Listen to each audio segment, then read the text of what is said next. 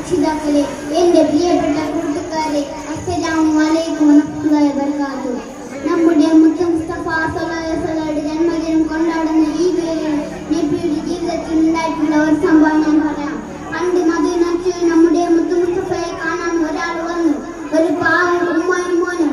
അവൻ എപ്പോഴും ഭദ്രം വേണ്ടാമൻ, വേറെ ഭക്ഷണമൊന്നും വേണ്ട. അതൊന്ന് നിർത്തി കിട്ടാൻ ഞങ്ങൾ എന്തൊക്കെ ചെയ്തു നോക്കി, ഒരു രക്ഷയുമില്ല. ഞങ്ങൾ പറഞ്ഞാൽ അവൻ കേൾക്കും.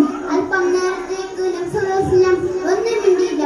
കുറച്ച് കഴിഞ്ഞ ശേഷം അവരോട് ഇങ്ങനെ പറഞ്ഞു, നിങ്ങൾ പോയിട്ട് പിന്നീട് വരൂ, ഞാൻ കഴിക്കും.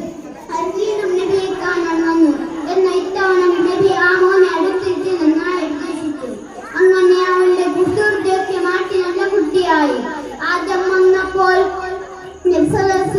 ഒന്നും മിണ്ടാതെ തിരിച്ചയച്ചത് എന്തുകൊണ്ടറിയാമോ? നബിക്ക് നിങ്ങളെ പോലെ മരണം വലിയ ഇഷ്ടമായിരുന്നു. സ്വന്തം പോരായ്മ മറച്ചു വെച്ച് മറ്റുള്ളവരെ ഉദ്ദേശിക്കരുതെന്ന വലിയ മാതൃകയാണ് നബി നമുക്ക് മുമ്പിൽ കാണിച്ചിട്ടൊക്കെ ഉണ്ടായത്. രണ്ടാം തവണ ആ ഉമ്മയും മോനും വരുമ്പോഴേക്ക്